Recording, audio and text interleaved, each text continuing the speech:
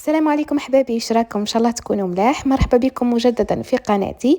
راني رجعت لكم وما رجعتش فاضيه، جبت لكم وصفه الجينواز اللي ديما تقسيوني عليها، اللي نعتمدها في طلبياتي. هي جينواز تاع الميكسو ولا تاع المحسن، يعتمدوها بزاف في طلبيات سهله بزاف. اولا راح نعطيكم الوصفه الاولى، جبت لكم وصفتين. الوصفه الاولى ندير فيها السكر، ندير فيها الميكسو اللي هو هذا، ديروا له كابتور اشريوه، راح يساعدكم بزاف في الخدمه تاعكم باش ما تضلوش تطلعوا البيض وحده. طلعوا كي ديروا الميكسو وتطلعوا المقادير كامل مع بعض وتطلع لكم وتجي ناجحه. درت منه ودرت البيض ودرت لافاني، راح نخلطهم مع بعض باش يذوب لي هذاك السكر. وراح نخلي لكم في صندوق الوصف الكميات اللي درتها، راني نخدم بالميزان. زدت كذلك الفارينه تاعي وصفيوها، يعني ضروري تصفيوها مع رشه الملح.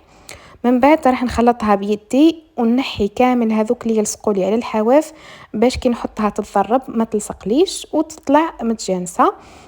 حطيتها في البوتخان تاعي ودرت لها فيتاس ماكسيمال وخليتها تطلع حتى نتحصل على هذا القوام، شغل موس تجي ثقيله وشاده روحها وتتحكموا فيها كيما تحبوا بلا ما تهبط لكم.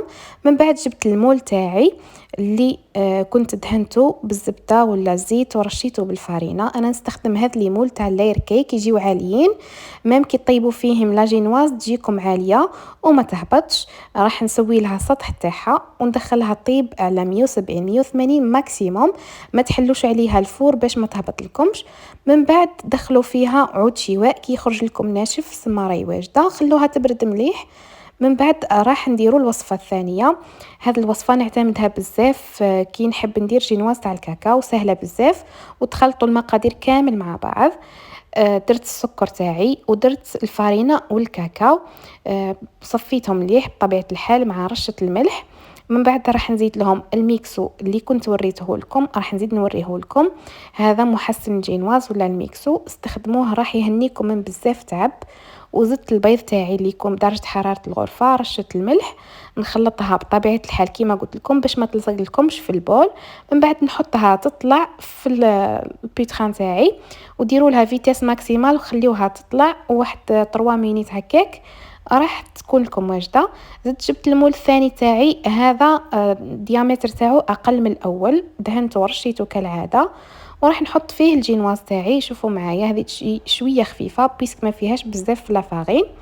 نحطها في المول ونسوي السطح تاعها وندخلها 170 180 ماكسيموم وما تحلولهاش، خلوها طيب مليح. من بعد خرجوها، شوفوا معايا كيفاش جات طالعه ما شاء الله.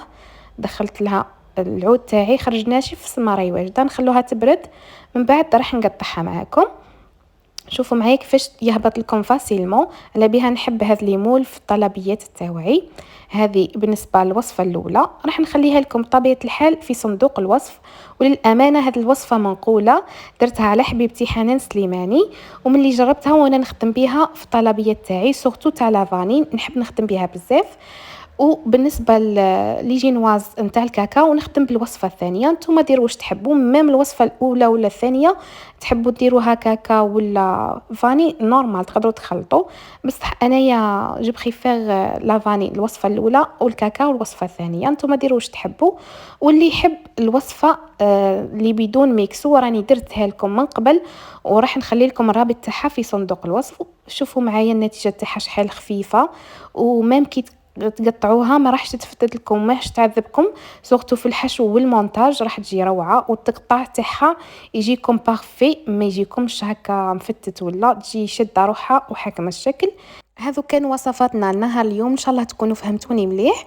وزيدوا شوفوا صندوق الوصف باش تفهموا اكثر. ان شاء الله تجربوها وتعجبكم وتعتمدوها. ما تنسوش تدعموني في قناتي. شكرا.